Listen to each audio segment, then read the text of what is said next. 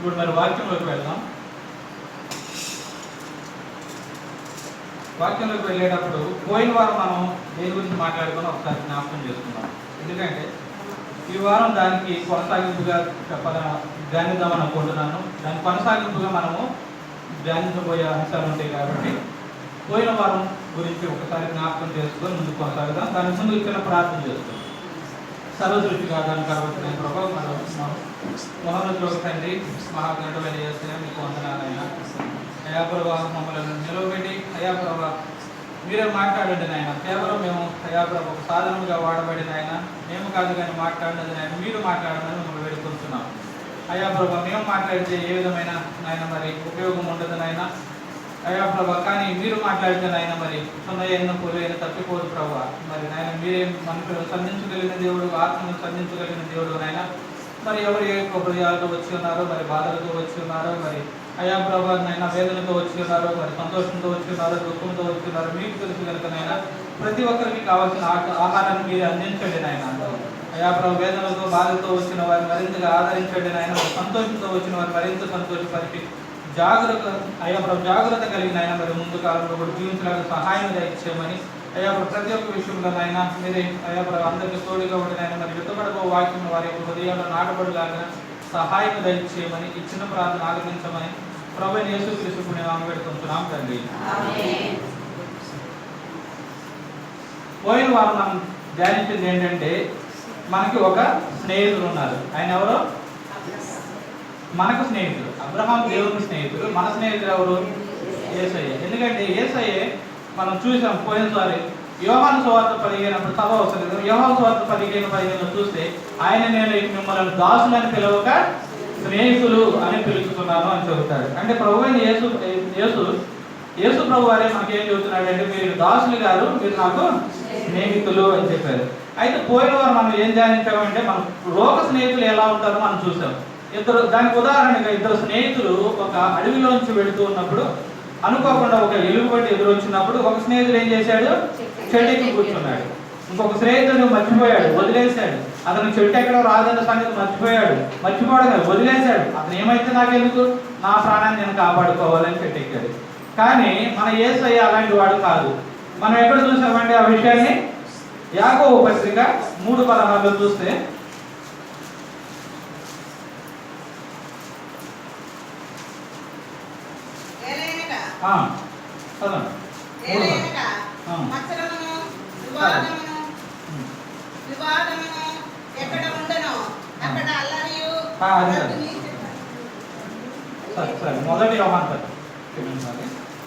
మొదటి యోహాను పత్రిక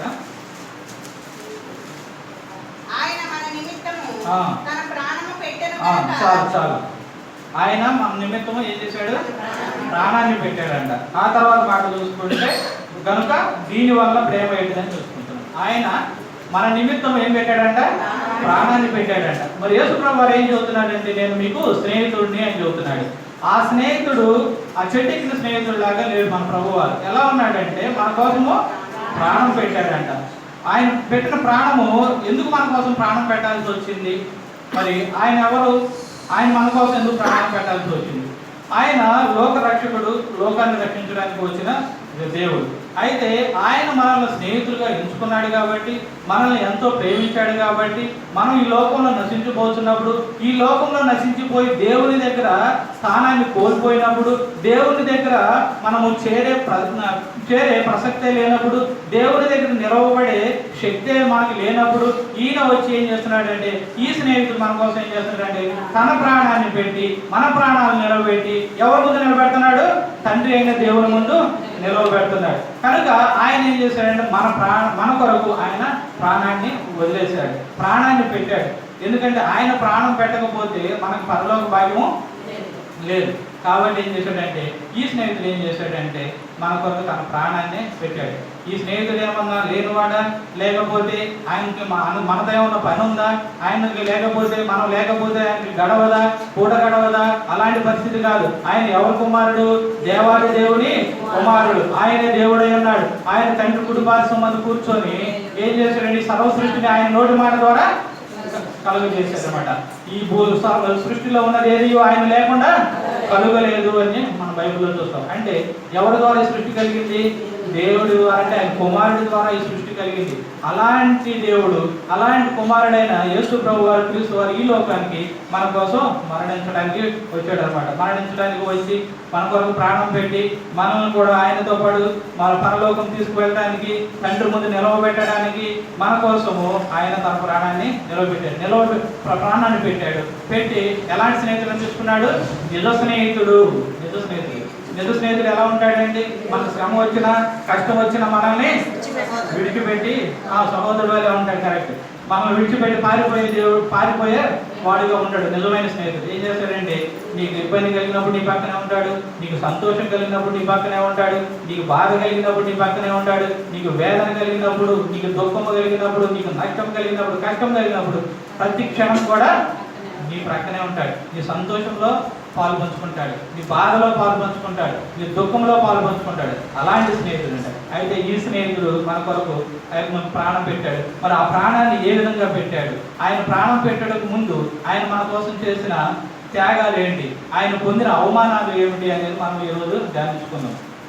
మత్తయి సువార్త 27వ అధ్యాయం 27వ వచనం దగ్గర నుంచి చూసుకున్నట్లయితే, మత్తయి సువార్త 27వ అధ్యాయము 27వ వచనం. అప్పుడు అధిపతి యొక్క సైనికులు యేసును అధికార మందిరములోనికి తీసుకుని పోయి ఆయన యొద్ద సైనికులందరినీ సమకూర్చిరి. వారు ఆయన వస్త్రములు తీసివేసి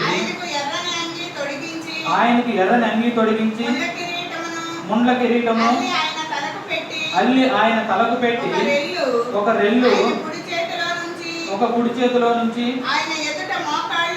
ఆయన ఎదుట మోకాళ్ళుని, యూదుల రాజా నీకు శుభమని ఆయనను అపహసించి ఆయన మీద ఉమ్మి వేసి ఆ రెల్లును తీసుకొని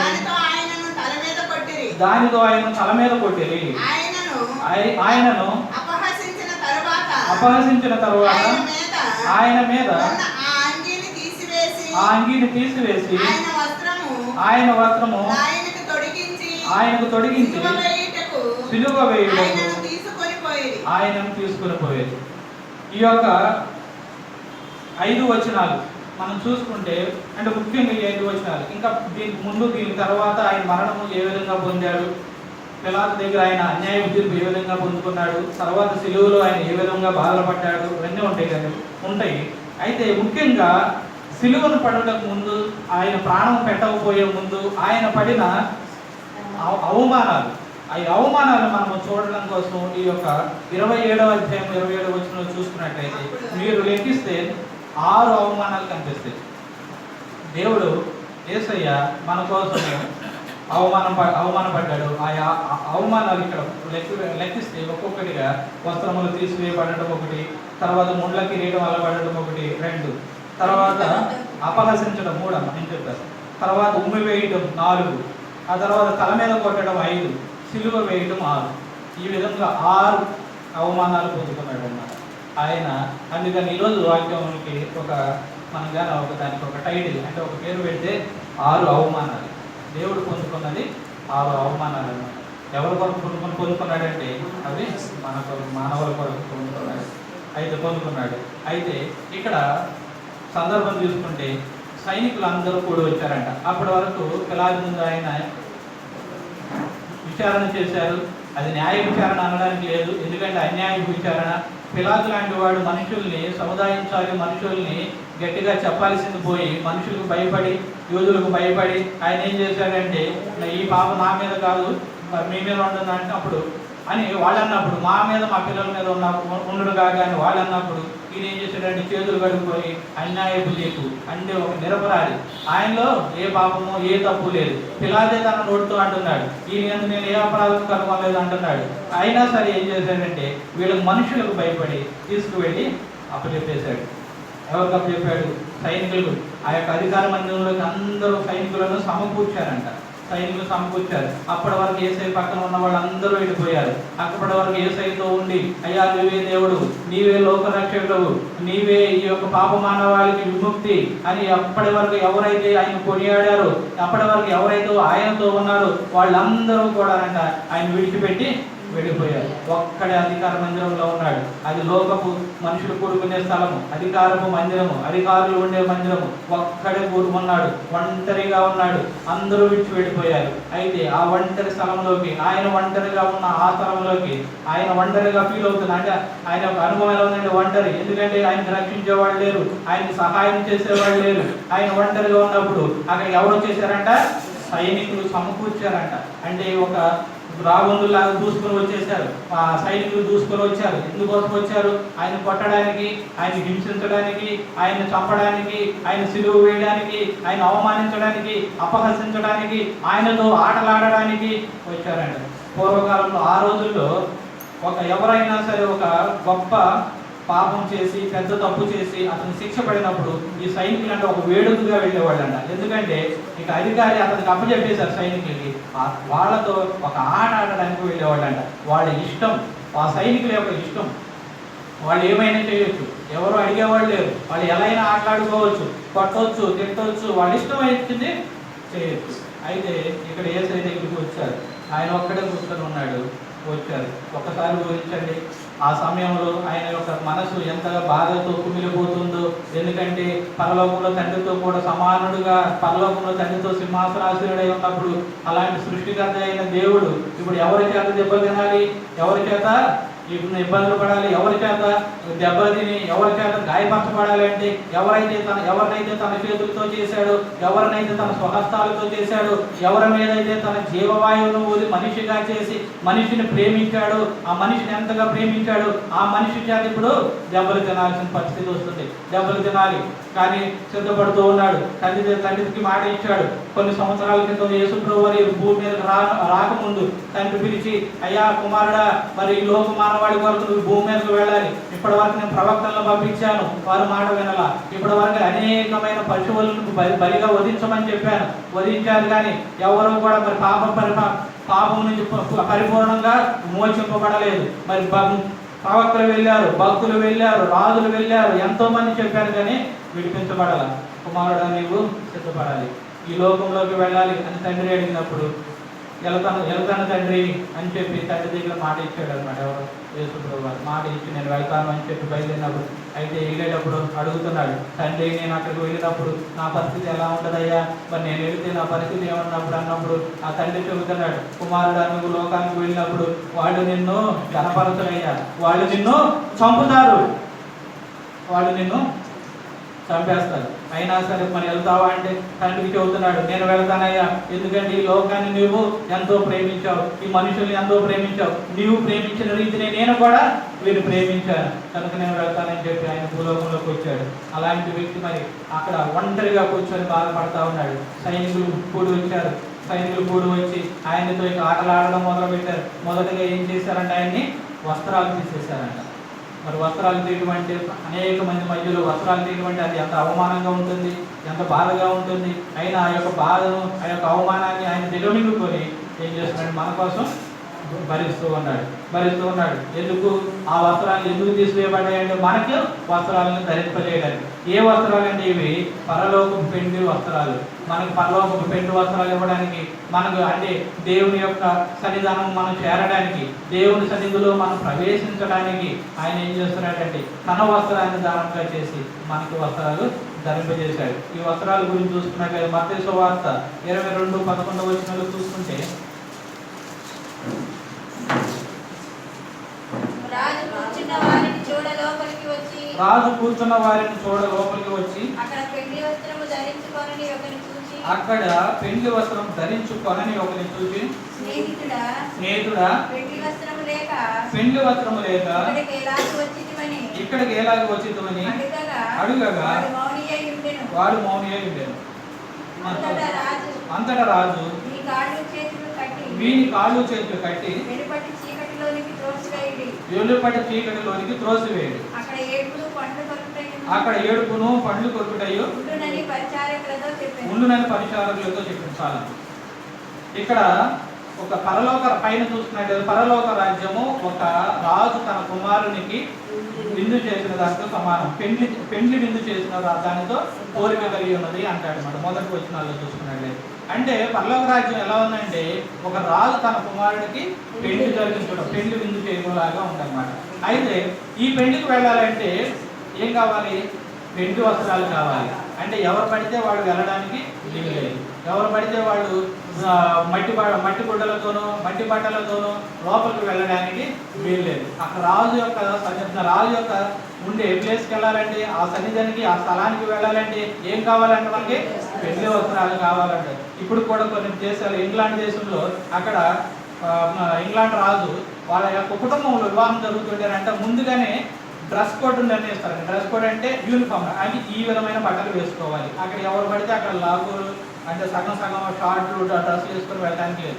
అంటే అక్కడికి వెళ్ళడానికి వాళ్ళకి ఏం కావాలంటే ఒక నిర్ణయించబడుతుందండి, ఈ విధమైన బట్టలు వేసుకోవాలి. అలాగే పరలోక పెండ్లు ప్రవేశించడానికి కూడా, అంటే పరలోక రాజ్యంలో ప్రవేశించడానికి కూడా మనకి ఒక కోడ్ ఉందన్నమాట. అదేంటంటే పెండ్లి వస్త్రాలు. అంటే అవి ఎవరివ్వాలి? మనం కొనుక్కుంటే, మన బట్టల షాపుకి వెళ్ళి కొనుక్కుంటేనో లేకపోతే మనం బయటకు వెళ్ళి కొనుక్కుంటేనో దొరికేవి కాదు. అవి ప్రత్యేకమైన వస్త్రాలు. అవి ఎవరి ద్వారా పొందుకోవాలి? దేవుని ద్వారా మాత్రమే పొందుకోగలం. ఆ వస్త్రాలను ఇవ్వడానికి యేసయ్య ఏం చేశాడంటే ఈ లోకంలో తను తన మీద ఉన్న వస్త్రాలను విచ్చివేసి తను అవమానం పొందాడు.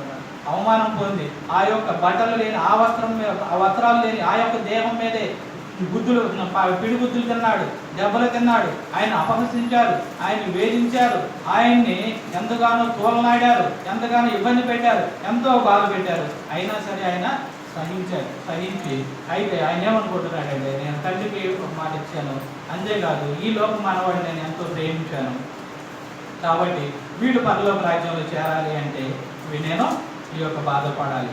ఈ బాధపడాలని ఎందుకంటే యెషయా గ్రంథంలో చూసుకుంటే యెషయా గ్రంథంలో ఒక మాట అంటాడు, మన సమయం లేదు కానీ అది యెషయా గ్రంథంలో ఒక మాట అంటాడు, తాను పొందిన దెబ్బల చేత ఆయన దానికన్నా ముందు ఒక మాట అంటారు, చక్కని మాట 53:4 యెషయా 53:4 నిశ్చయముగా అతడు మన రోగములను భరించెను, మన వ్యసనములను వహించెను, అయినను మెత్తబడిన వానిగాను, దేవుని వల్ల బాధింపబడిన వానిగాను, శ్రమ నొందిన వానిగాను మనం అతన్ని ఎంచితిమి. మనం అతిక్రమ క్రియలను బట్టి అతడు గాయపరచు. 53:11 చదవండి.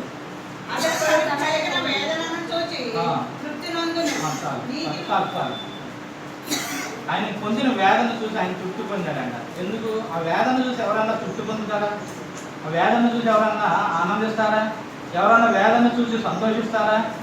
కానీ ఇక్కడ యేసు ప్రభువారంట ఆయన కలిగిన వేదన చూసి అంటే ఆయన తృప్తి పొందాడంట. ఎందుకోసం? ఆయన మనల్ని ప్రేమించాడు కనుక, మనల్ని స్నేహించాడు కనుక.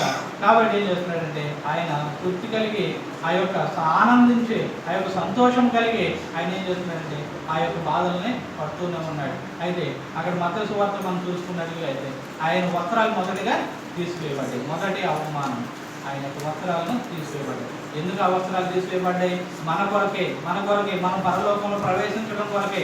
మనం పరలోకంలో ప్రవేశించి దేవుని సన్నిధానములు ప్రవేశించి ఆనందించడం కొరకే ఆ యొక్క వస్త్రాలు తీసివేయబడ్డాయి. ఆ వస్త్రాలు తీసివేయబడి తర్వాత ఏం చేస్తున్నారు అంటే ఆయన ఏం చేస్తారు? ముండ్ల కిరీటమును అల్లి ఏం చేస్తున్నారంటే తర్వాత ముండ్ల కిరీటమును అల్లి ఆయన తల మీద పెడుతున్నారు. ఆయన ముండ్ల కిరీటాన్ని అల్లి ఆయన యొక్క తల మీద పెడుతున్నారు. ఈ ముండ్ల కిరీటం దేనికి సాదృశ్యంగా ఉందండి? దేనికి సాదృశ్యంగా ఉందంటే పౌలు చెబుతాడు ఒక చోట, 2 కొరింథీ 12 చదవచ్చు అనుకున్నాను.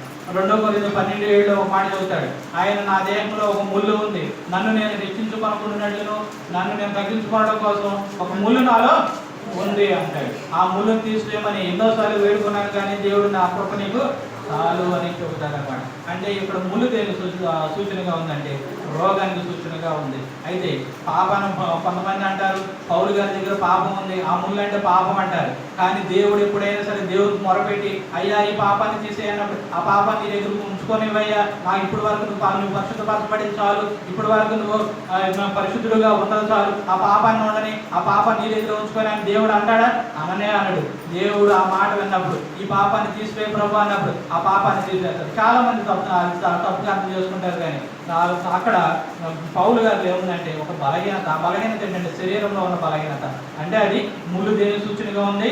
రోగానికి, వ్యాధికి సూచనగా ఉంది. అయితే మన యొక్క రోగాలను భరించడం కోసం, మన యొక్క వ్యాధులను భరించడం కోసం, మనకు స్వస్థత కలుగజేయడం కోసం ఆయన ఏం చేశాడంట? సిలువలో మరణించి ఆయన ఏం చేశాడంటే ఆయన యొక్క తల మీద ముళ్ళ కిరీటాన్ని పెట్టుకున్నాడు. ఆ ముళ్ళ కిరీటాన్ని పెట్టి సైనికులు సంతోషిస్తున్నారు. ఆ ముళ్ళ కిరీటాన్ని పెట్టి అట్లా వదిలేస్తారా? వదిలేదు కదా. ఆ ముళ్ళ కిరీటాన్ని పెట్టి అలా నొక్కుతూ ఉన్నారు. అది ఒక్కొక్క ముళ్ళు, అంటే ఒక్కొక్క వ్యాధి, మనుషుల్లో ఉన్న వ్యాధి, అది ఒక్కొక్క ముళ్ళుగా వెళ్ళి ఆయన యొక్క తలని చీలుస్తూ ఉంటే, వేదనతో ఆయన ఏడుస్తూ, బాధపడుతూ, అల్లాడుతూ, అరుస్తూ ఉంటే సైనికులు సంతోషిస్తూ ఉన్నారు, కేకలు వేస్తూ ఉన్నారు, ఆనందిస్తూ ఉన్నారు. కనుక అయినా సరే ఆయన అది ఆ యొక్క బాధను భరించాడు. ఎందుకు? మనల్ని స్వస్థపరచడానికి, ఆయన మరి స్వస్థపరచడానికి, ఆ యొక్క మనల్ని స్వస్థపరిచి ఈ యొక్క రోగం నుంచి విడిపించడానికి ఆయన ఏం చేస్తున్నాడంటే ఆ యొక్క బాధను పడుతూ ఉన్నాడు. అన్నిటికన్నా ఈ యొక్క శరీరంలో ఉన్న బాధల కన్నా, ఈ శరీరంలో ఉన్న వ్యాధుల కన్నా మరి భయంకరమైన వ్యాధి ఏదో తెలుసండి? హృదయానికి ఉన్న పాపపు వ్యాధి. అది భయంకరమైనది. ఎందుకంటే ఈ లోకంలో నీ శరీరంలో ఏదైనా బలహీనత ఉన్నట్లయితే, నీ శరీరంలో ఒక కాలుకో లేకపోతే చేతికో ఒక తలకో దెబ్బ తగిలినట్లయితే, ఒకవేళ నొప్పి ఉన్నట్లయితే, లేకపోతే ఒక జ్వరం వచ్చినట్లయితే, లేకపోతే నీకు హార్ట్ అటాక్ వచ్చినట్లయితే, నీ గుండె బలహీనంగా ఉన్నట్లయితే, ఏ విధంగా ఉన్నా సరే నువ్వు పరలోకానికి వెళతావు. కానీ పాపపు రోగంతో ఉంటే మాత్రం పరలోకానికి వెళ్ళదు. అన్నిటికన్నా మిక్కిలి భయంకరమైన రోగం ఏది? పాపపు రోగం. మరి ముఖ్యంగా ఆ పాపపు రోగాన్ని తీసివేయడానికి యేసు ప్రభు వారు తను అప్పగించుకొని తన యొక్క తల మీద ముళ్ళ కిరీటాన్ని పెట్టించుకున్నాడు. ఈ సైనికులు ఏం చేస్తున్నారంటే ఆ తల మీద ముళ్ళ కిరీటం పెట్టి ఆయన నొక్కుతూ ఉన్నారు. అంటే ఆ యొక్క బాధను భరిస్తూ ఉన్నాడు.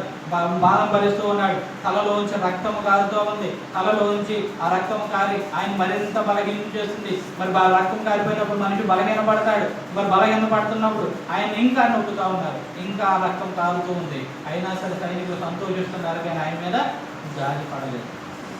అలా జాలి పడుకోకుండా ఆయన నొక్కుతూ ఉన్నప్పుడు వాటన్నిటినీ భరించాడు. ఎందుకోసం భరించాడు? మన రోగాల్ని. అండ్ మరి ముఖ్యంగా మన యొక్క పాపపు రోగాలను భరించడానికి. ఎందుకంటే ఆ పాపంతో మనం పరలోకం వెళ్ళలేము. ఎందుకంటే ఆ పాపం మనలోనే ఉన్నట్లయితే, ఆ పాపం క్షమించబడకపోయినట్లయితే, ఆ పాపంతో అలాగే మరణిస్తే తండ్రి యొక్క సన్నిధానంలో మనం ప్రవేశించే అవకాశం లేనే లేదు. కనుక అలాంటి పరిస్థితుల్లో మనం మనుషులు వెళ్తున్నప్పుడు ఆ యొక్క పాపం రోగము మరి ఆయన మా యొక్క పాపం రోగం తీసివేయడానికి, మనుషుల్లో ఉన్న మిగిలిన శరీర సంబంధమైన రోగాలను తీసివేయడానికి, మనల్ని స్వస్థపరచడానికి, పాపం రోగం నుంచి స్వస్థపరచడానికి, శరీర సంబంధమైన రోగం నుంచి స్వస్థపరచడానికి ఆయన ఏం చేస్తున్నాడంటే ఆ రోగాన్ని ఆయన ఏం చేస్తున్నాడంటే భరిస్తున్నాడు. ఇప్పుడు చదువుతాం. మరి మన యెషయా గ్రంథం 53వ అధ్యాయము 4వ వచనం. నిశ్చయముగా మన రోగములను భరించెను, మన వ్యసనములను వహించెను. అయినను మొత్తపడిన వారిగాను, శ్రమ నొందిన వారిగాను. చాలా తర్వాత ఆ గాయముల గురించి అడుగుతూ ఉంటుంది. ముఖ్యంగా ఇక్కడ ఏంటంటే ఆయన మన రోగములను నిశ్చయముగా మన రోగములను భరించాడు. ఆయన మన రోగాలను కూడా భరించాడు అన్నమాట. ఆయన యొక్క ముళ్ళ కిరీటంలో ఉన్న ఒక్కొక్క ముళ్ళు ఒక్కొక్క రోగములాగా ఆయన పాపం లేనివాడు. ఆయనకి ఏ విధమైన రోగములు లేనివాడు. ఎందుకంటే పాపం లేకుండా పరిశుద్ధుడుగా ఉండి, ఏ రోగము లేకుండా నీతిమంతుడుగా ఉండి ఆయన ఉన్నప్పుడు ఎవరి రోగాలు, ఎవరి పాపాలు వెళ్ళి ఆయన యొక్క తలను కూర్చుతున్నాయి, మన పాపాలు, మన రోగాలు వెళ్ళి ఆయన యొక్క తలను కూర్చుతున్నాయి. అయినా కానీ భరించాడు. ఎందుకోసం? మనల్ని ప్రేమించాడు కనుక.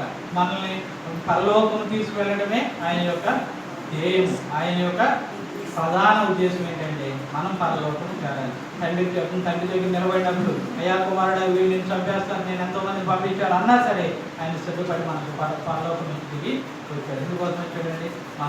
మనం చనిపోతే, మన పాపంతో చనిపోతే పరలోకం పెట్టి పరిస్థితులు వెళ్ళము. మరి వెళ్ళకపోతే ఈ యొక్క మానవాళ్ళందరూ బాధపడాలి. ఎవరైతే మరి పాపం క్షమాపణ పొందుకోరో వారందరూ కూడా మరి నరకానికి వెళ్ళాల్సి వచ్చినప్పుడు ఈయన ఏం చేశాడంటే ఒక స్నేహితుడుగా మరి తండ్రి దగ్గరికి మాట ఇచ్చి, తండ్రి దగ్గర నుంచి ఆయన భూలోకానికి వచ్చి మన కొరకు సిద్ధపడ్డాడనమాట. ఆ విధంగా తన యొక్క ముళ్ళ కిరీటాన్ని తను భరించడానికి సిద్ధపడ్డాడు. మరి తర్వాత మూడవది మనం చూసుకున్నట్లయితే ఆయన అంటే అపహాసించారంట. అపహాస్యం చేశారు.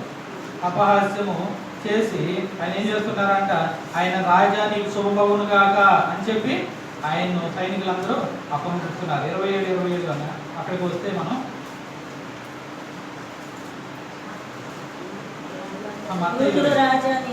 యూదుల రాజా నీకు శుభము ఆయనను అపహాస్యం చేస్తున్నారు. ఎవరండి అపహాస్యం చేసేవాళ్ళు? దేవుని కుమారుని. ఎవరినండి అపహాస్యం చేసేది? ఎవరైతే వారిని సృష్టించారో, ఎవరైతే ఈ మానవాడిని సృష్టించారో, ఎవరైతే వీరిని సృష్టించి వీరిని ప్రేమించి వీరిని ఎంతో ఇష్టపడి ఎవరి కోసమైతే తన చేతులు చాపారో వాళ్ళు ఏం చేస్తున్నారంటే ఆయన్ని అపహాస్యం చేస్తున్నారంట. ఈ అపహాస్యం దేనికి? మరి మన యొక్క రోగములు భరించిన ఆయన కొరకు ఆయన మన కోసం ఏం చేస్తున్నాడంటే అపహసించబడ్డాడు. మనం అక్కడ చూసుకున్నట్లయితే మత్తయి సువార్త 9:24 సమయం లేదు. మత్తయి సువార్త 9:24 అక్కడ ఒక అధికారి యొక్క కుమార్తె చనిపోయింది. అధికారి యొక్క కుమార్తె చనిపోయి లోపల గదిలో పెట్టబడినప్పుడు ఈయన వెళతాడు. వీడు వెళ్ళి ఆయన స్వస్థపరుచుదామని వెళ్ళినప్పుడు అక్కడ ఉన్న వాళ్ళందరూ పిల్లల పురోగులను ఊదుకుంటూ బొల్లును వేడ్చేవాళ్ళు వీళ్ళందరినీ ఆగండియా అని చెప్పి ఆమె నిద్రించుతున్నదే కానీ అని అన్నప్పుడు వాళ్ళందరూ ఆయన ఏం చేశారంట? అపహసించారంట. అక్కడ ఆ సమయంలో మనం చూసుకున్నట్టయితే అంతకు ముందే ఒక అద్భుతం చేస్తాడు. 12 సంవత్సరాల నుంచి రక్తస్రావం కలిగిన స్త్రీని ఆయన బాగు చేసి ఆయన వస్త్రం చేయనుకున్న వెంటనే బాగుపడినప్పుడు ఆయన అక్కడ నుంచే బయలుదేరి వచ్చి అక్కడికి వచ్చాడు. అప్పటికే ఒక గొప్ప అద్భుత కార్యాన్ని చూశారు. ఏంటంటే 12 సంవత్సరాల నుంచి రక్తస్రావ రోగంతో ఉన్న ఆ యొక్క స్త్రీని ఆయన స్వస్థపరిచాడు. ఆ స్త్రీని స్వస్థపరిచిన దాన్ని చూసి ఇంకా నమ్మట్లేదు. నమ్మకుండా ఏమంటే ఇంకా అపహాస్యం చేస్తున్నారు. ఆయన అపహసిస్తున్నారు. ఆయన యొక్క స్వస్థత చేసి ఆ యొక్క చేతుల్ని చూసి అపహసిస్తున్నారు. ఆయనను చూసి వాళ్ళు అపహసిస్తున్నారు. ఆయన అపహసిస్తున్నారు కదా వెనక తగ్గారా? ఏమీ తగ్గల. ఏమి అయినా సరే ఆయన ఆ యొక్క అపహాస్యాన్ని భరించుకునే మనల్ని స్వస్థపరచడానికి ముందుకు వెళ్ళారు. మనమైతే ఏం చేస్తామండి? 10 మంది బంధువులు కూడిన చోట ఎవరన్నా ఒకరింటికి మనం పిలిచినప్పుడు అక్కడికి వెళ్ళినప్పుడు వారి బంధువులు మనం చూసి నవ్వినప్పుడు మనం ఏం చేస్తాం? వెంటనే ముఖాన్ని తిప్పుకొని వెనక బయలుదేరుతాం. కానీ అక్కడ వాళ్ళు చూసి అపహసించినా సరే, అక్కడ వాళ్ళు చూసి నవ్వినా సరే ఆయన ఏం చేస్తున్నాడు? ముందుకే కొనసాగుతున్నాడు. ముందుకే కొనసాగి ఏం చేశాడంట? ఆ చిన్న పాప చనిపోయిన పాపను తిరిగి లేవనెత్తాడు. అయితే లేవనెత్తాడు. ఎవరి కోసం అండి అపహాస్యాలు? నిన్ను నన్ను బ్రతికించడానికి కదా. పాపంలో చనిపోయి ఈ లోకంలో కొట్టుకొని పోతూ ఈ లోకంలో నశించిపోతూ మనకు దారి తెన్నులు లేకుండా మనం బాధతో ఉన్నప్పుడు మనల్ని స్వస్థపరచడానికి, మనల్ని ఈ యొక్క పాపకు ముక్తులు చేయడానికి, మనల్ని బయటికి లాగడానికి, మనల్ని పరలోక వారసులుగా చేయడానికి, తండ్రి ముందు నిలబెట్టడానికి ఏం చేస్తున్నాడు? ఆయన అపహాస్యాలు కూడా భరిస్తూ ఉన్నాడు. ఆయన అపహాస్యాలను కూడా భరించి ఏ మాత్రము వెలిగించే వేయట్లేదు. ఆయన పడాల్సిన బాధ ఏముందండి? ఆయన ఎవరో దేవుని కుమారుడు. ఆయన ద్వారానే సృష్టి కలిగింది. దేవునితో కూడా సమానుడుగా ఉండి దేవుని ప్రక్కనే కుడి పార్శ్వమున ఒక సింహాసనం మీద కూర్చుండి దేవునితో కూడా సమానంగా ఉన్నవాడు. ఆయన ఆ సమానంగా ఉండడం గొప్ప భాగ్యం మనం ఎంచుకోగా ఈ భూలోకానికి వచ్చాడన్నమాట. అయినా సరే అపహాస్యాలు ఎదురైనా సరే, ముండ కిరీటంలో ముందు గుచ్చుతున్నా సరే, ఆయన్ని వస్త్రాలు తీసేసి ఆయన గుద్దుతున్నా సరే ఆయన వెనకంజు వేయలేదు. అయితే ఒక మాట అంటాడు. అంతకుముందు పేతురు అక్కడ ఒక సైనికుడిని చెవు నగ్గు వేసినప్పుడు అక్కడ తర్వాత ఆ సందర్భంలో అంటాడు, నేను ఈ సమయంలో నా తండ్రిని వేడుకుంటే 12 సేనా వ్యూహాల సైనికులు అంటే దేవదూతలు దిగి వస్తారు. మనం పోయినసారి అంతకుముందు ఒక వారం చదువుకున్నాం. ఒక దేవదూత ఎంతమందిని చంపేసినాక 1,80,000 మందిని చంపితే మరి ఒక్కొక్క 12 సేనా వ్యూహాలు, ఒక్కొక్క సేనా వ్యూహానికి 6,000 మంది కింద ఫుటేజ్ నోట్లో ఉంటుంది. 6,000 మంది సైనికులు అంట. అంటే 6,000 మంది దేవదూతలు. 6,000 ఇంటూ ఎంత? 12 సేనా వ్యూహాలు అంటే 72,000. ఒక్కొక్క దూత ఎంతమంది చంపిద్ది? 1,85,000 మందిని చంపి ఒక్క రాత్రి 1,85,000 మందిని. 1,85,000 ఇంటూ 6 ఇంటూ 12 ఎన్ని కోట్ల మంది చూడండి. అంటే ఈ ప్రపంచ మానవాళి అంతా ఎదురొచ్చి నిలబడినా సరే ఏమీ చేయలేదు. అలాంటి సేన, అలాంటి సైన్యం కలిగిన దేవుడు కూడా అంట ఒంటరిగా కూర్చున్నాడంట. ఎవరి ముందు? ఈ లోకంలో ఉన్న సైనికుల ముందు ఒంటరిగా కూర్చున్నాడు. తండ్రి చేసిన ఒక త్యాగాన్ని చూడండి. తన కుమారుడిని పంపించాడు. ఈ కుమారుడు చూసిన త్యాగాన్ని చూడండి. తన తండ్రిని వదిలిపెట్టి తన తండ్రి పక్కన సింహాసనం మీద కూర్చోవలసిన వ్యక్తి వచ్చి ఎలా ఉన్నాడంటే ఏమీ లేనివాడిగా, తన వస్త్రాలు తీసివేయబడినా సరే, తన ముండ్ల కిరీటంతో ముందు కూర్చుతున్నా సరే, తనను అపహసించుతున్నా సరే, యూదుల రాజ్యానికి శోభమని చెప్పి అపహసించుతున్నా సరే, వీటన్నిటినీ భరిస్తూ ఉన్నాడు. ఎందుకంటే మన యొక్క పాపమును తీసివేయడానికి, మన యొక్క రోగములను తీసివేయడానికి, తీసివేసి ఏం చేయడానికి? పరలోకానికి చేర్చడానికి. మరి వీటిని మనం గమనిస్తున్నామా? ఆయన యొక్క త్యాగాన్ని మనం గమనిస్తూ ఉన్నామా? మరి ఆయన యొక్క త్యాగాన్ని మనం గమనించి ఆయన వెంబడించే వారంగా ఉన్నామా? మరి మన యొక్క హృదయాలు ఎలా ఉన్నాయంటే, తర్వాత చూస్తే ఉమ్మి వేసి అపహసించిన తర్వాత ఉమ్మి వేసాం. పర్వతం మనం ప్రకటన గ్రంథంలో చూసుకున్నట్టయితే ఒక చోట ఉంటుంది. ఏమని ఉంటుందండి ప్రకటన గ్రంథంలో?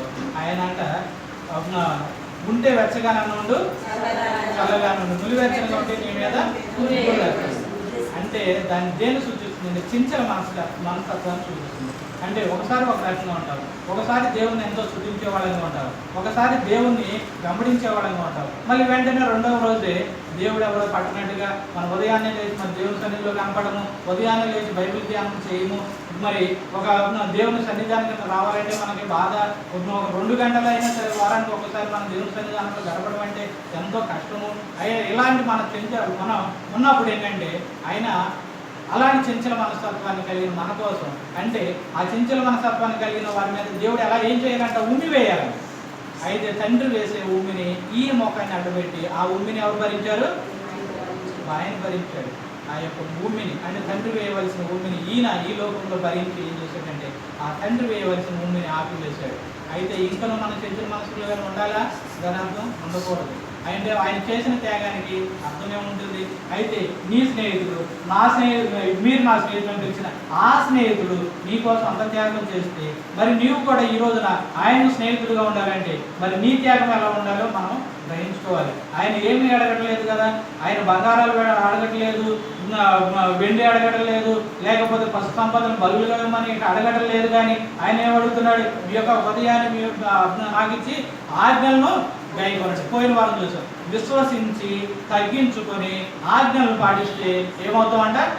ఆయన కూడా స్నేహితులు అవుతాం అంటారు. ఆయన కూడా మనం పేదు గారి గురించి కూడా చెప్పుకున్నాం. ఆయన పేదు గారికి ఏముండి ఉంటుంది? అంతకుముందు ఆయన ఒక ఆస్తి, ఒక ధోని ఉండి ఉంటుంది, ఒక వల ఉండి ఉంటుంది, ఒక చిన్న గుడిసి ఉండి ఉంటుంది. ఎందుకంటే మరి చేపలు పట్టుకునే వ్యక్తిగా ఉన్నాడు కనుక ఉండి ఉంటుంది. వాటినే వదిలాడంట. వాటిని వదిలేసి ప్రభువా మేము అన్నిటిని వదిలేసి వస్తే మాకేముంటుంది అంటే మీరు నాతో పాటు సింహాసనాసీనులై 12 గోత్రాల వారికి తీర్పు తీరుస్తారు. అంతేగాని ఆయన అవమానపరచాల.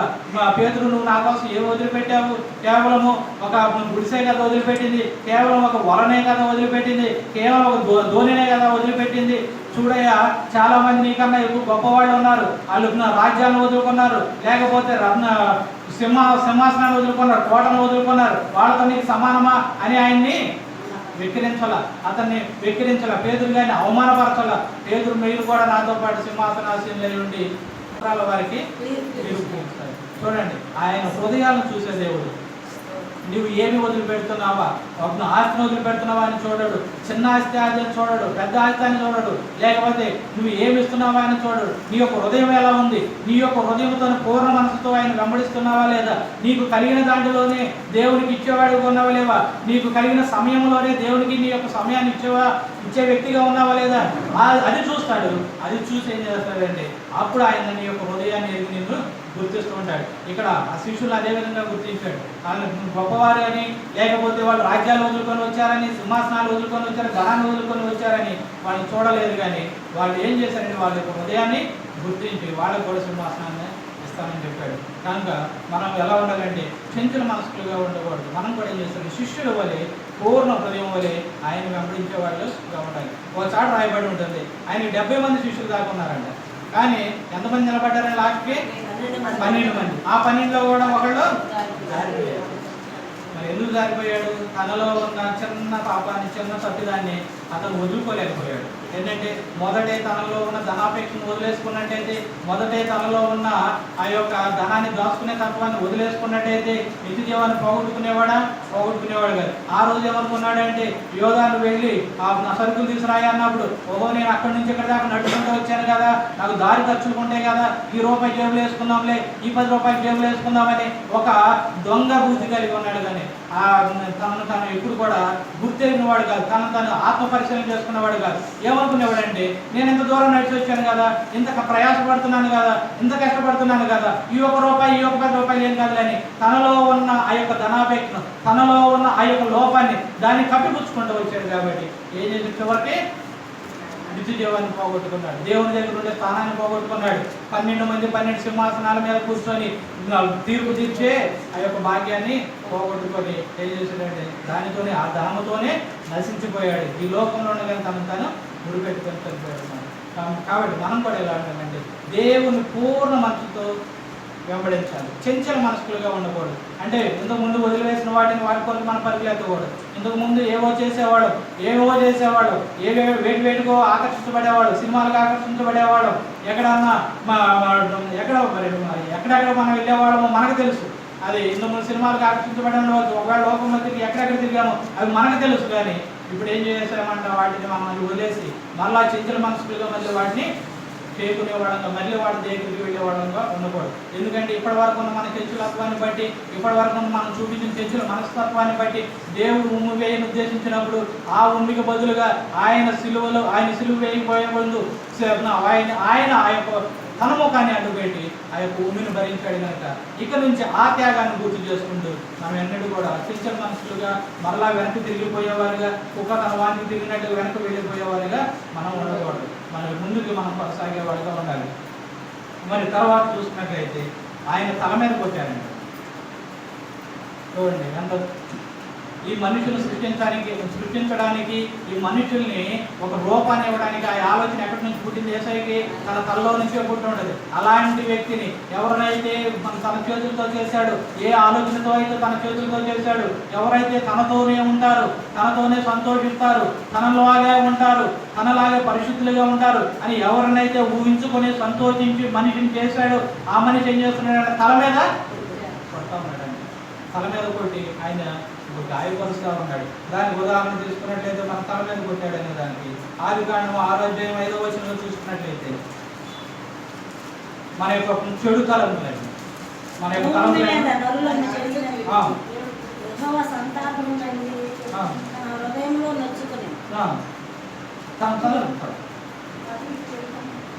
నరుల చెడుతనము భూమి మీద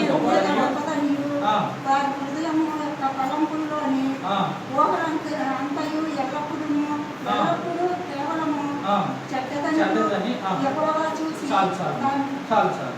మన తలంపులు మన యొక్క ఎలా ఉన్నాయంటే, అవి చెడుతనము మీద మన యొక్క మనుషుల యొక్క పని అంటే ఎలా ఉందంటే, చెడుతనము వాళ్ళ మనుషుల యొక్క చెడుతనం భూమి మీద గొప్పది అంట.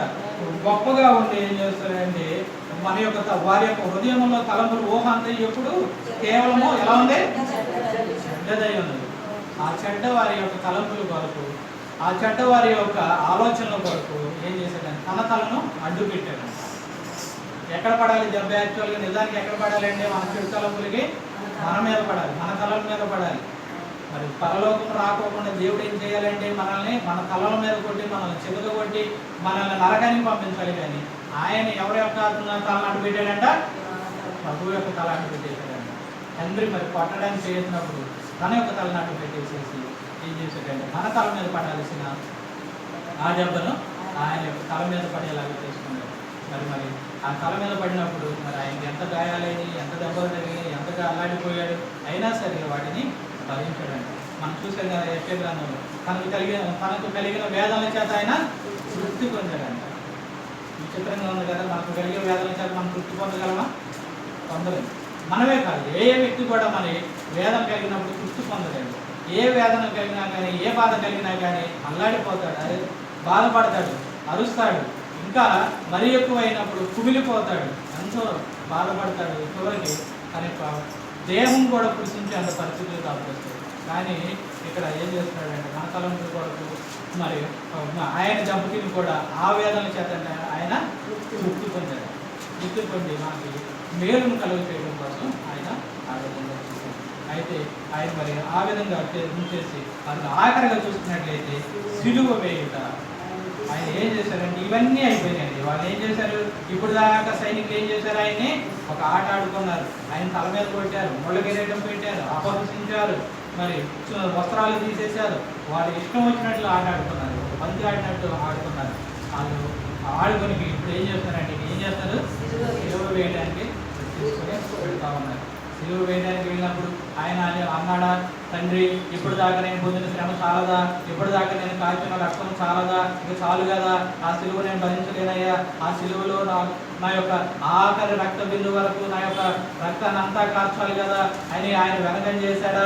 లేదండి, వెనకం చేయకోకుండా ముందుకే కొనసాగాడు. వెనకం చేసి అయ్యా తండ్రి ఆ 12 సేనా వ్యూహాలు నా కొరకు పంపించు, వీళ్ళందరి మధ్యలోంచి నన్ను తీసుకొని వెళ్ళిపో, నేను భరించలేనయ్యా, నేను భరించలేను అని కేకలు వేయలేదు. కానీ ఆ శ్రమను పడడానికి, ఆ శ్రమను భరించడానికి ముందుకి కొనసాగుతూ ఉన్నాడు. ఆ సిలువ వేయడానికి తీసుకువెళ్తుంటే సిలువ వేయడానికి తీసుకొని వెళ్ళేటప్పుడు వాళ్ళ వెంబడే మౌనంగా తల ఉంచుకొని వెళ్ళిపోతున్నారు. అందరూ వదిలేశారు, ఒంటరిగా వాళ్ళు వెంబడి వెళ్తున్నారు. వాళ్ళు ఎక్కడికి తీసుకువెళ్తారో ఆయనకి తెలుసు. తీసుకువెళ్ళి ఆయన సిలువలో ఇంకా గాయపరిచి ఆయన సిలువతో వీధి లాగించి వీధిలో కూడా సిలువను ఆయన భుజం మీద వేసి కాడిలాగా తిప్పి అపహాస్యం చేసి అనేక మంది రాళ్ళు రువ్వుతారు. అనేక మంది ఆయన అప్పటి వరకు ఎవరైతే వెంబడించారో వాళ్ళే వ్యతిరేకులే రాళ్ళు రువ్వుతారు అని తెలిసినా సరే ఆ యొక్క సిలువను మోయడానికి వెనకాడాలి. సిలువను మోయడానికి వెనకాడకుండా ఆయన వెళుతూనే ఉన్నాడు. వెళుతూనే ఉండి ఆయన యొక్క సిలువ వెళ్ళాడండి. ఆయన సిలువ మరణం పొందాడు. ఆయన సిలువ మరణం పొందేటప్పుడు ఆయన ఒక్కసారిగా ఆ సిలువలో ఉన్నాడు. సిలువలో ఉన్నప్పుడు తండ్రిని చూస్తున్నాడు. తండ్రి ఏమో ఆ యొక్క పాపముగా మారిపోయిన తన కుమారుని చూడలేక, పాపముగా కురూపిగా మారిపోయిన తన కుమారుని చూడలేక తండ్రి తన దూరంగా వెళ్ళిపోతున్నాడు. అప్పటి వరకు తండ్రి ఏనాడు ఆ కుమారుని వదిలిపెట్టిన వాడు కాదు. కుమారుడు ఏ రోజును కూడా తండ్రిని వదిలిపెట్టిన వాడు కాదు. వాళ్ళిద్దరూ ఏకమై ఉన్నారు, ఎప్పుడు కూడా కలిసే ఉన్నారు. కానీ ఆ సమయంలో పాపంతో కురూపిగా మారిన తన కుమారుడు, పాపాన్ని చూడలేని తన తండ్రి, ఇద్దరు వేరైపోతున్నారు. తండ్రి తన కుమారుడు వదిలేస్తున్నాడు. ఎందుకంటే తండ్రి పాపాన్ని చూడలేడు. పాపాన్ని చూసి తన యొక్క ముఖాన్ని పాపం వైపు తిప్పలేని తండ్రి ఏం చేస్తున్నాడంటే తన కుమారుడు దూరంగా వెళ్ళిపోతున్నాడు. అయితే కుమారుడు ఏం చేస్తున్నాడంటే అల్లాడిపోతున్నాడు. తను ఒంటరిగా చిక్కిపోయి ఉన్నాడు. ఒంటరిగా ఒక పక్షి ఒక చెట్టు మీద ఏ విధంగా మరి భయంకరమైన తుఫాన్లో చిక్కుకుపోయి నిస్సహాయురాలే చూస్తూ ఉంటుందో, మరి ఒక గొర్రె పిల్ల ముండ్ల పొదలో చిక్కుకొని తన బాధతో వేదనతో రాత్రిపూట ఏ విధంగా తన యజమానుడి కొరకు కేకలు వేస్తుందో ఆ విధంగా ఆయన బాధపడుతూ ఆయన ఆ విధంగా నలుగుతూ ఆ సిలువలో ఎదురు చూస్తూ ఉన్నాడు. కానీ తండ్రి ఏమో పాపాన్ని చూడలేడు. పాపంతో కురూపిగా మారిపోయాడు తన కుమారుడు. అయితే కురూపిగా మారిపోయిన తన కుమారుడిని చూడలేక ఆయనేమో తండ్రి దూరంగా వెళ్ళిపోతున్నాడు. ఎందుకంటే ఆయన పాపాన్ని దగ్గరికి నివసించే దేవుడు కాదు, ఆయన అది పరిశుద్ధుడు. పాపాన్ని చూసి సంతోషించే దేవుడు కాదు ఆయన. కనుక ఆయనేమో దూరంగా వెళ్ళిపోతున్నాడు. అప్పుడు కుమారుడు బాధపడుతూ ఉన్నాడు. నేను ఒంటరిని అయిపోయాను తండ్రి, నాకు పరిస్థితి ఏమిటి అని చెప్పి బాధపడుతూ ఉన్నాడు. 46వ వచనంలో చదువుకున్నట్లయితే ఇంచుమించు 3 గంటలప్పుడు యేసు ఏలి ఏలి లామా సబక్తాని అని బిగ్గరగా కేక వేశాడు. ఆ మాటకు నా దేవా నా దేవా నన్నెందుకు చేయి విడిచితివని అర్థం. చాలు. ఇక్కడ ఏం చేస్తున్నాడు, తండ్రి వెళ్ళిపోతూ ఉన్నాడు. తండ్రి కుమారుని వదిలేశాడు, చేయి వదిలేశాడు. ఎందుకు? మన యొక్క పాపములన్నీ ఆయన మీద పాపం కాబట్టినప్పుడు ఆయన ఒక పాపపు కుప్పగా కనిపించాడు. ఆయన పాపంతో కురూపిగా కనిపించాడు. పాపముతో వ్యసనాలతో రోగాలతో ఆయన ఒక పాపపు ముద్దగా తయారై సిలువలో వేలాడుతూ ఉన్నప్పుడు పాపంతో బాధపడుతున్నప్పుడు మరణం రంకెలు వేసుకుంటూ మేరకు దుమ్ముకుంటూ వస్తుంది. ఈయన మింగివేయాలని దైవ కుమారుడు మింగివేయాలని సైతానుడు తన మరణంతో పంజా విసురుతున్నప్పుడు, ఆ మరణము దూకుతూ వస్తూ ఉన్నప్పుడు, ఆ మరణం పరుగులెత్తుకుంటూ వస్తున్నప్పుడు మనిషి యొక్క తలంపులేమో ఆయన యొక్క ముళ్ళ కిరీటాలై ఆయనకు మనిషి యొక్క తలంపులు ఆయన యొక్క తలను చీల్చివేస్తూ ఉన్నాయి. తల నిండా బాధ, తల నిండా మనసు నిండా వేదన, బాధతో ఉన్నాడు. అయితే బాధతో ఉన్నప్పుడు ఈ యొక్క మరణమేమో దూసుకొని వస్తూ ఉంది, రంగులు వేసుకుంటూ వస్తూ ఉన్నది.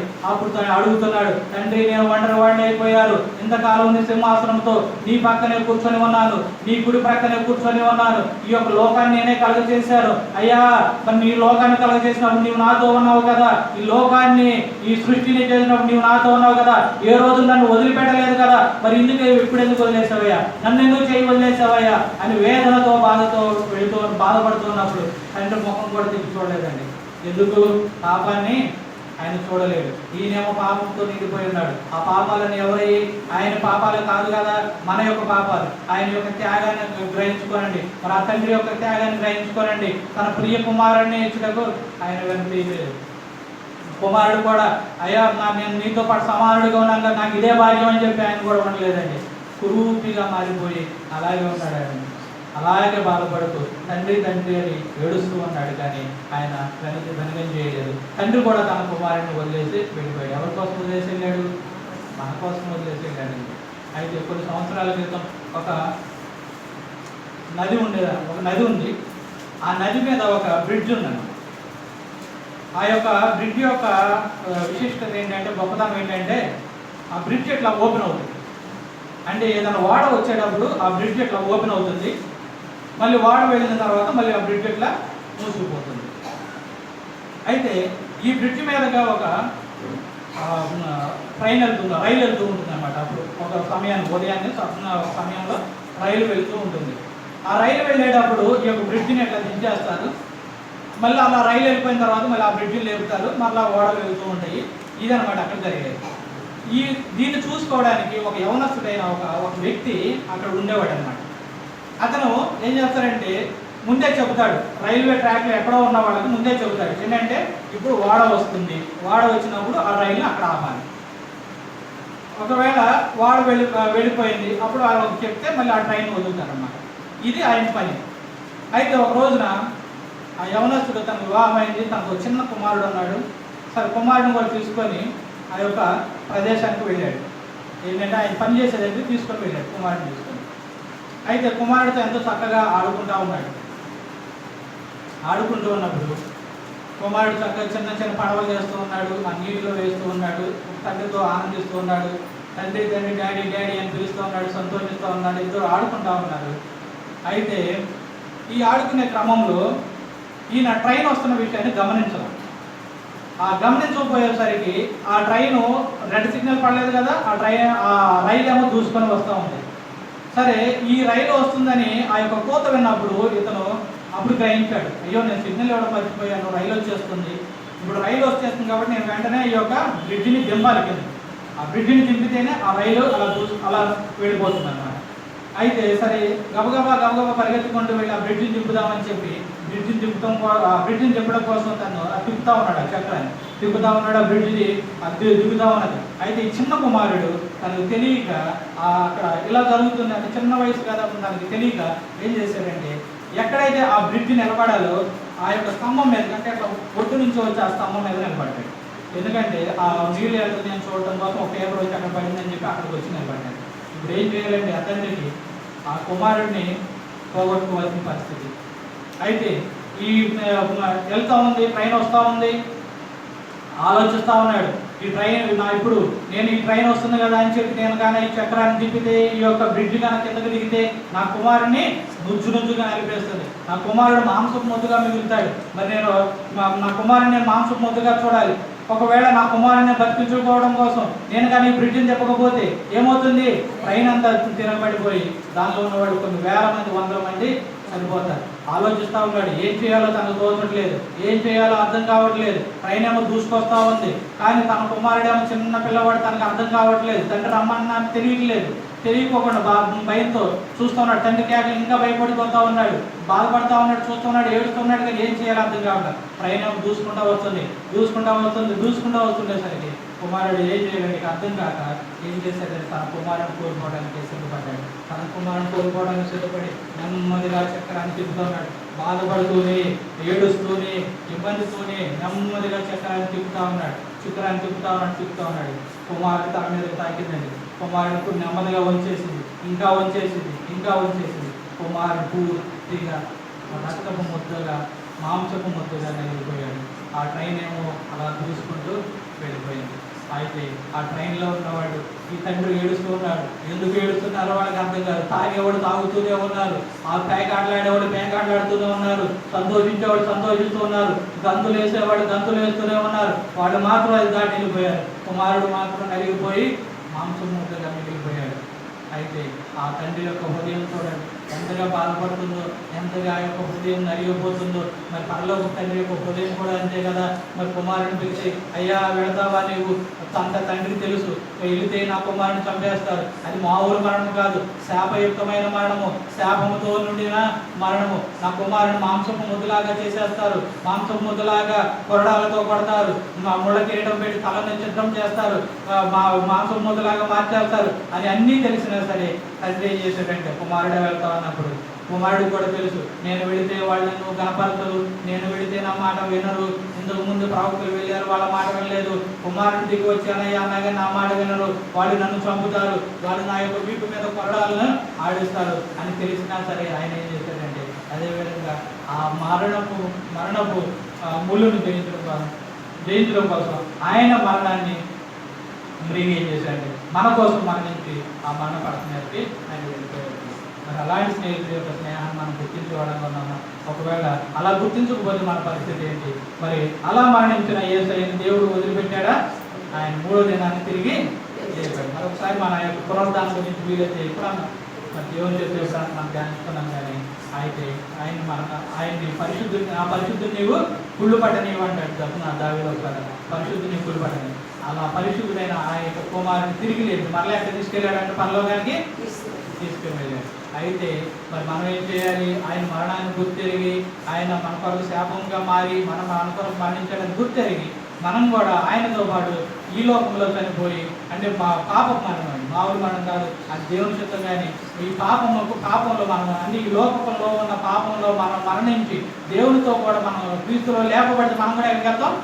పరలోకానికి వెళ్ళి మనం కూడా దేవునితో సంతోషిస్తాం అన్నమాట. ప్రకటన గ్రంథంలో ఉంటుంది, ఇప్పుడు సమయం లేదు కానీ ప్రకటన గ్రంథంలో ఉన్న ఒక మాట అంటాడు ఏమంటే జయించడానికి నా సింహాసనం మీద కూర్చుండబెడుతున్నాడు. దానికి ముందంటే నా తండ్రి సింహాసనం మీద నేను కూర్చున్నట్టుగా నా సింహాసనం మీద మిమ్మల్ని కూర్చుంటేస్తాను అంటాడు. ఆ యొక్క మొదటి 3-4 అధ్యాయాలు చూసుకుంటే జయించిన వారిని తెల్లరాజ్యం ఇస్తానంటాడు, జయించిన వారిని తెల్లని వస్త్రాలు ఇస్తానంటాడు, జయించిన వారికి జనముల మీద రాజ్యాన్ని ఇస్తాను అంటాడు. అలా చాలా చెబుతాడు. జయించిన వారికి రాజ్యాన్ని ఇస్తానంటాడు, వస్త్రాలు ఇస్తానంటాడు, తెల్లరాజ్యం ఇస్తానంటాడు, కొత్త పేరు పెడతానంటాడు. అన్నిటికన్నా మరి ముఖ్యంగా నా సింహాసనం మీద ఇస్తాను అంటాడు. మరి ఆయన చేసిన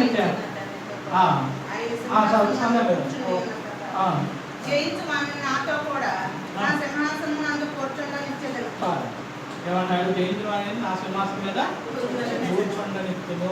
దేవుని యొక్క సింహాసనం మీద కూర్చోడంటే మాట్లాడండి కాదు కాదు. అయితే మనం ఏం చేయాల్సింది చిన్న పని ఏం చేయాలంట? ఆయన ఎందుకు విశ్వాసం ఉంచి ఏం చేయాలి? విశ్వాసం ఉంచి మనల్ని మనం తగ్గించుకొని ఆయన ఆజ్ఞలను కానీ వెంబడిస్తే మనం కూడా ఆయన స్నేహితులం అవుతాము. స్నేహితులం అయితే స్నేహితులను తీసుకెళ్ళి మనం పడాల్సిన బాధ అంతా ఆయన పడ్డాడు కనుక మనం బాధ ఆ బాధ పడాల్సిన అవసరం లేదు. నరకంలోకి వెళ్ళి ఆ బాధ మనం పడాల్సిన అవసరం లేదు. కానీ ఇక వెళ్ళి దేవుని దగ్గర సింహాసనం పక్కన కూర్చోవచ్చు కనుక మనం మరి ఆ భాగ్యాన్ని పొందుకుందామా? చించుల మనస్కులమై మరి యోధ యశ్వలాగా వెనక జారిపోదామా, లేకపోతే ఎలా ఉందామనేది మనమే నిర్ణయించుకోవాలి. కానీ మనందరం ఏమి నిర్ణయించుకోవాలంటే దేవుని వైపు సాగడానికి నిర్ణయించుకోవాలి. ఒకవేళ అలా నిర్ణయించుకోకపోతే మనం కూడా ఎలా అయిపోతామంటే యోధ యశ్వలాగా ఈ లోకంలో నశించిపోతాం. కాబట్టి మనందరం కూడా ఆయన యొక్క ఆ స్నేహితుని యొక్క త్యాగాన్ని మనం కానీ గుర్తించి మనం కూడా ఆయన స్నేహితులుగా మారితే రేపు మనం కూడా ఆయనతో నిత్య రాజ్యంలో సంతోషంగా ఆయన సింహాసనం మీద కూర్చుంటూ ఆయనతో పాటు సంతోషిస్తాం. ఆ సంతోషాన్ని మనం అందరం పొందుకోవాలని చిన్న ప్రార్థన చేసుకున్నాం. సరస్వతిగా దాని ప్రార్థన ప్రభా మహోన్నతుడికి మహాగండు అని యేసయ్య మీకు వందనాలు. అయా ప్రభు మరి మీకు స్నేహితులుగా మేము మారాలని అయా ప్రభు అయా తండ్రి ఆశ కలిగి ఉన్నాం తండ్రి. మరి నాయన ఆశ కలిగిన ప్రాణాలు గుర్తుపరిచే దేవుడు ఆయన. అందుకు కావాల్సిన గుణలక్షణాలు కూడా ఆయన మీరే మాలో పెంపొందించండి నాయన. అయా ప్రభు ఉదయాన్ని మేము అందరం వేసి ప్రార్థించే వాళ్ళంగా నీ సన్నిధానంలో వాక్యం ధ్యానించే వారంగా ఉండి అయా ప్రభు మీరు ఏం చెబుతున్నారో మేము గ్రహించి నాయన మరి మీ సన్నిధానంలో మేము ప్రార్థించిన ఆయన మరి నీతో స్నేహితులు బట్టి నీ యొక్క రాజ్యంలో పాలు పొందులాగా సహాయం దయచేయండి. మరి వేడుకుంటున్నాం. సంఘ సభ్యులు మరి నాయన ఏ విధమైన బాధల్లో వచ్చి ఉన్నారో మరి మీకు తెలుసు కనుకనైనా మరి ప్రతి ఒక్కరిని ఆదరించండి, ప్రతి ఒక్కరిని మేలు కలిగి చేయండి, ప్రతి ఒక్కరిని ఆశీర్వదించండి, మరింతగా గొప్పగా దీవించినైనా మరింతగా విశ్వాసం బలపరచమని ఈ చిన్న ప్రార్థన ఆలోచించమని ప్రభువైన యేసుక్రీస్తు కూడా నామములో వేడుకుంటున్నాం తండ్రి.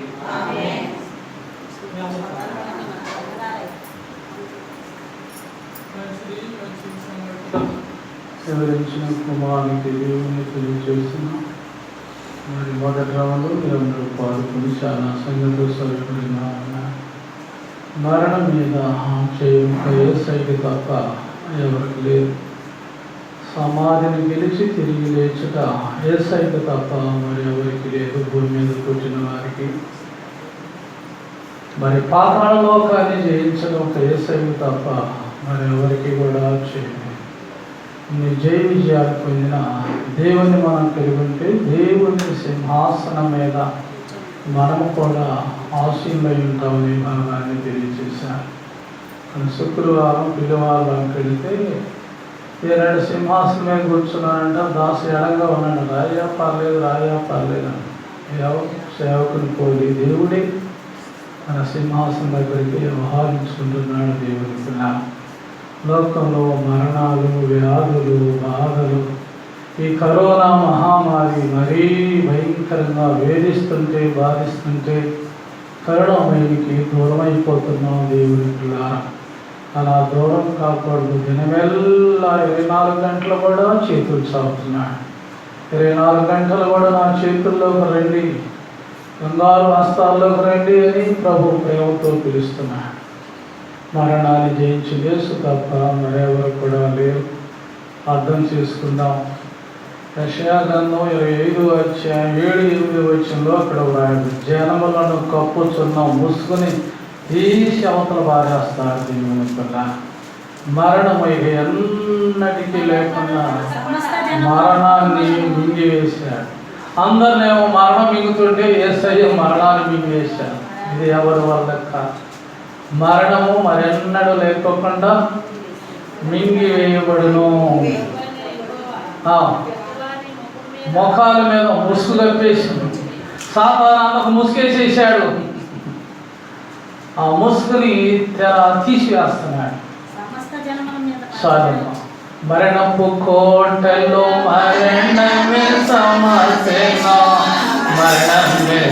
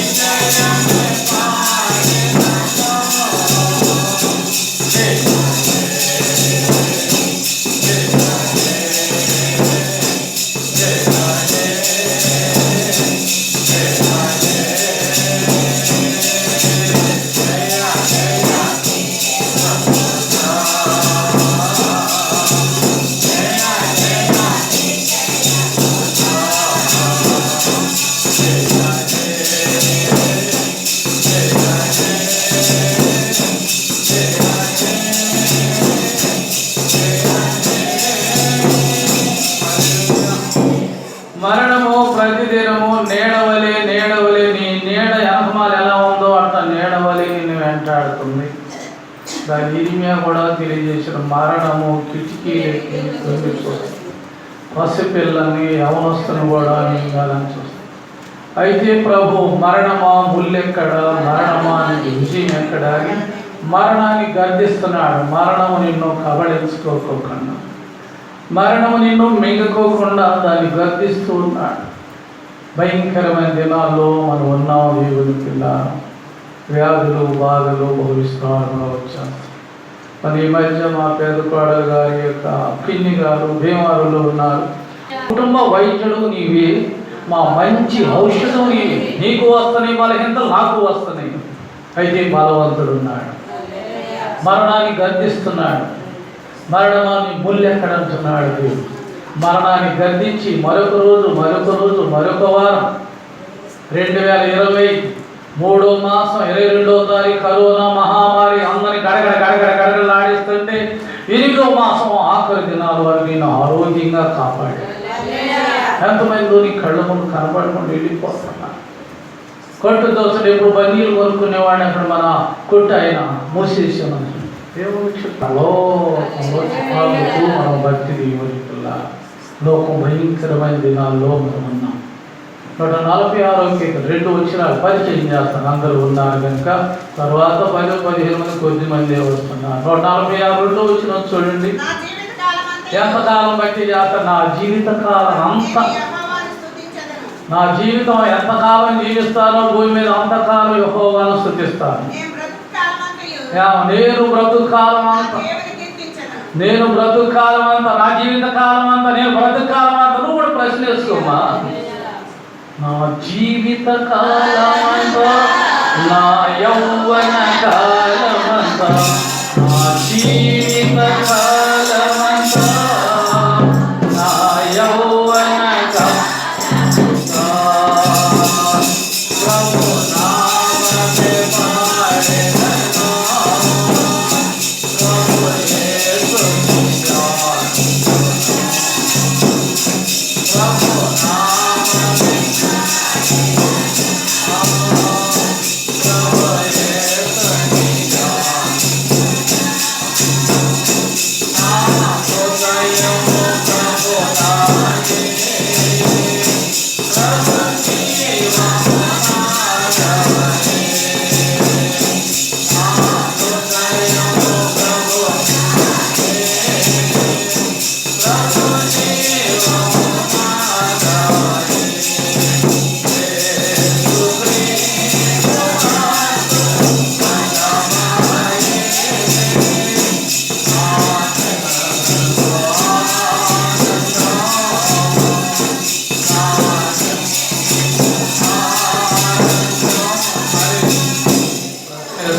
యేసు చూసుకోండి. నా మాట కాదు, నా జీవిత కాలం అంతా యెహోవాను స్తుతించెదను. నేను బ్రతుకు కాలం అంతా, ఎంతకాలం ఎవరు బ్రతుకుతారో చెప్పలేరు. గ్యారెంటీ అసలు ఎవరికి లేదు, ఎవరు చెప్పలేము. ఆయన చూడండి ఏమంటాడు, రక్షణ. మరి ఎవరు నమ్ముకోవాలి? యేసు నమ్ముకున్నావమ్మా. రాజులు మించిన రాజును దేవుడు నమ్ముకున్నావు. రక్షణ ఇచ్చే దేవుడు నమ్ముకున్నావు. రక్షణ ఎంత విలువైంది. ఒక సర్వలోకం సంపాది రక్షణ ప్రాణమా తిను త్రాగొస్తుంది. ఏది రాత్రి ప్రాణం ఏంటి? ఎవరు అనుభవిస్తారో తెలియదు. దినాల్లో ప్రాణాలు దక్కట్లేదు, ఆస్తులు దక్కట్లేదు, రక్షణ దక్కుతుంది, రాజ్యం దక్కుతుంది. ఆ భాగ్యం కొరకు దేవుడు ప్రకటన ఒక మాట చూపించి ముగించాలి. 22వ అధ్యాయం ప్రారంభం చదవలేదు, 2వ వచనం తప్పగా చదువుతాను. మరి కరెక్ట్గా ఆ పట్టణం, అది ఆ పట్టణానికి మనం వెళ్ళాల్సింది, ఈ పట్టణాలు కాదు. రాజు వీధి మధ్య చూపాను ఈ వలను మా వలను జీవవృక్షం నెలకు ఫలించు. నెలకు పంట అంటే ఈ దినాలు, సంవత్సరానికి పంట, 6 నెలలు పంట, 3 నెలలు పరలోకం చూడండి. అదే జీవవృక్షం. జీవవృక్ష ఫలాలు పట్టుకోవడానికి ముట్టుకోవడానికి అర్హత లేదని ఆదాముని అవ్వను బయటికి పంపించాడు. ఆ జీవవృక్ష ఫలాలు భుజించడానికి నీకు నాకు చూపాడు కదా కుమారుడు. చదవండి. ఆకులు, ఆ వృక్ష యొక్క ఆకులు జనాల్ని స్వస్థపరుస్తాయి. డాక్టర్లు ఈనాడు స్వస్థపరచలేకపోతున్నారు. చేయి పట్టుకుని వైద్యముడు భయపడిపోతున్నారు. అన్ని యంత్రాలు ఎడంగా అంటే వ్యాధి యొక్క ప్రభావం అలాంటిది. ఆ వృక్షం యొక్క ఆకులు జనాల్ని స్వస్థపరుస్తాయి. అక్కడ పరలోకంలో అస్వస్థత కలిగిన వారు ఉండరు. భూలోకం కనుక అన్ని అస్వస్థతలే, రకరకాల అస్వస్థత, రకరకాల ఇది పోయిందంటే అది, అది పోయిందంటే అది, ఇది పోయిందంటే అది, ఇది పోయిన రకరకాల వ్యాధులండి.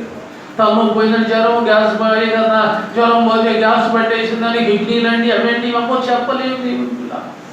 అంజయ్ రెడ్డి గారు ఆపరేషన్ చేసేటప్పుడు మరి మంచి దృష్టి ఎలా వస్తుందో చెప్పలేను అన్నాడు. యేసయ్య నువ్వు నాకు ఇస్తే నేను సాక్షిగా ఉంటాను అనుకున్నాడు. కంటినిచ్చిన వాడు కానకుండా, ఒంటినిచ్చిన వాడు చూడకుండా, చెవినిచ్చిన వాడు నీ ప్రార్థన వినడా, ప్రార్థన చేయలేకపోతున్నావు. దేవదాసయ్య గారు అన్నాడు, తండ్రి అలాగే కుర్చీలో కూర్చుంటాడు, నువ్వు ఎక్కువ మార్పు పెట్టేలేకి. అప్పుడు తండ్రి చెయ్యి అట్ట కదిలించి నిన్ను ముడతాడంట, పట్టుకుంటాడంట, కౌగిట్లో తీసుకుంటాడు. మరి మార్పు పెట్టేస్తాను రావు కదా, నేనేం చెప్తాను. తండ్రి చెయ్యి కదిలిందంటే ప్రపంచం అంతా కదిలిపోతుంది. తండ్రి చెయ్యి కదిలిందంటే నీకు కావాల్సిన నీ ముందే పడేసేస్తాడు. అడుగు వాడికంటే, ఊహించు వాడికంటే ఆశ్చర్యకంగా చేయగల గొప్ప దేవుడు అండి. తెలుసుకున్నావు, తెలుసుకుని దేవుడు చేయడం తెలుసుకున్నా. జనాలంట ఆకు అట్ట పట్టుకుంటే చాలు, ఆకు పట్టుకుంటే చాలు. దేవుని పిల్లలారా, జనములను స్వస్థపరచుటకై వినియోగించు వారాయనకు ప్రజలయ్యుందురో, వారాయనకు ప్రజలయ్యుందురో.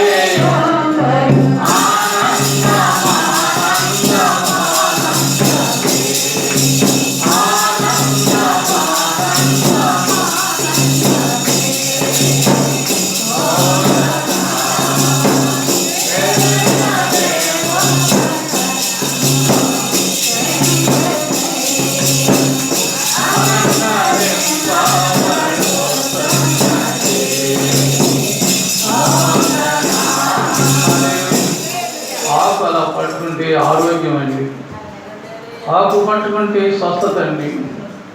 వస్తే ఇప్పుడు లోకంలో మనం ఉన్నాం కనుక వ్యాధులు వస్తాయి. పొద్దున్నే చినుకులు ఆరుమైన వాన వస్తుందేమనుకున్నాం, చినుకులు పోయి ఎండ వచ్చింది. ఎండ పోవచ్చు, వాన రావచ్చు, ఈ వ్యాధి కావచ్చు, ఇంకోటి రావచ్చు. కానీ భూమి మీద భూలోకంలో శరీరంలో ఉన్నాం కనుక ఈ దేహము దేవుని మహిమ కొరకు కదా. దేవుని పిల్ల మన శిక్షలన్నీ ఆయన ఉన్నవాడు, శిక్ష ఏమీ లేదు, నరక శిక్ష కూడా లేదు. పరలోకానికి భాగ్యం. ఆ బంగారు వీధులు, సువర్ణ వీధుల్లో తిరుగుతుంది, ఏక భాగ్యం. దాన్ని పోగొట్టుకోవద్దు. దేవుడు చదువుమా, స్వస్థపరుస్తారు. ఈ ఆకులు అక్కడ ఇక్కడ శాపగ్రస్తమైన, అక్కడ ఏది ఉండదు. శాపగ్రస్తమైంది, పాపగ్రస్తమైంది, చెడుకు గ్రస్తమైంది ఏది ఉండదు పరలోకంలో. దేవుని యొక్క గొర్రెపిల్ల యొక్క చదవ గట్టిగా, దేవుని సింహాసనమే దానిలో ఉండును,